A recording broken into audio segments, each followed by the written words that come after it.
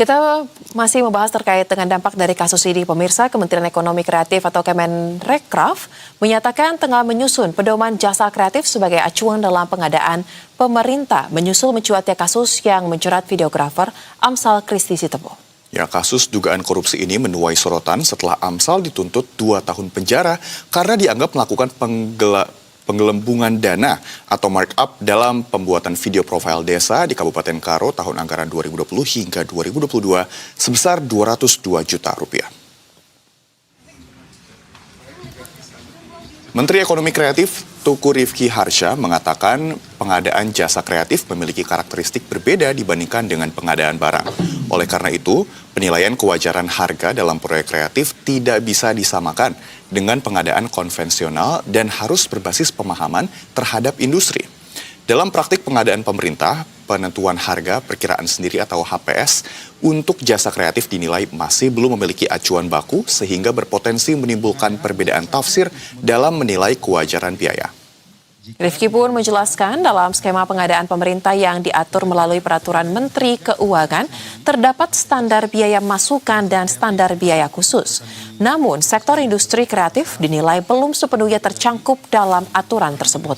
Karena itu, Kementerian Ekonomi Kreatif tengah membahas penyusunan pedoman bersama dengan asosiasi, komunitas, dan para pemangku kepentingan untuk menjadi masukan bagi Kementerian Keuangan dalam penyempurnaan kebijakan ke depan. Kemudian juga perlu disosialisasikan juga lintas. Pengadaan jasa kreatif memiliki karakteristik berbeda jika dibandingkan dengan pengadaan barang. Kewajaran penilaian harga perkiraan sendiri atau HPS, jasa kreatif harus dilakukan secara objektif dan berbasis pemahaman terhadap industri kreatif. Keempat, Kementerian Ekonomi Kreatif siap memfasilitasi ruang dialog bagi seluruh pelaku ekraf dalam penyelesaian permasalahan ekosistem ekraf melalui pelayanan publik atau permintaan informasi dan pengaduan di kanal ppid.ekraf.go.id.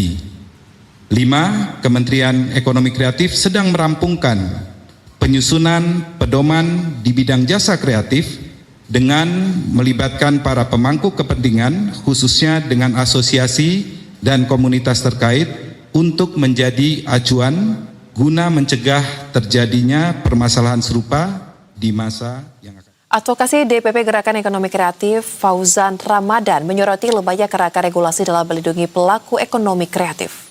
Ya, di satu sisi negara mendorong sektor ini sebagai motor pertumbuhan ekonomi, tapi di sisi lain perundungan hukum terhadap para pelakunya dinilai belum memadai.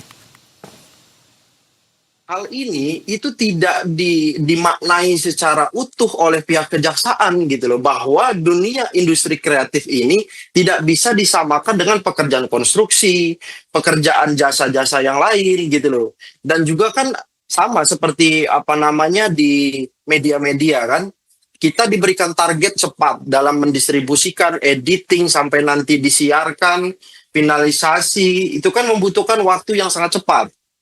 Nah, semakin cepat waktu yang dikerjakan, maka prestasi yang kita dapatkan gitu. Namun hal ini tidak dimaknai gitu loh sebagai sebuah prestasi oleh pihak kejaksaan tadi gitu kan. Nah, untuk itu kami di Gerakan Ekonomi Kreatif ini tentu sangat-sangat menjamin kader-kader kami di seluruh Indonesia yang jumlahnya adalah sebesar 24,7 juta yang ada di Indonesia. Tentu kami sangat-sangat sakit hati kami, kecewa kami gitu loh, hancur masa depan kami. Kenapa? Karena Gekraf ini satu-satunya organisasi yang memperjuangkan, membela, mempromosikan industri ekonomi kreatif UMKM dari desa sampai ke luar negeri gitu loh. Tidak ada organisasi lain selain Gekraf di Indonesia ini gitu. Nah, dengan adanya kriminalisasi yang dilakukan oleh Amsal Sitompul ini menghancurkan masa depan kami. Tentu kami berharap melalui kesempatan ini agar seluruh pejuang ekraf yang ada di seluruh Indonesia, mari kita sama-sama dukung, mari kita benar-benar mensupport Amsal Sitompul untuk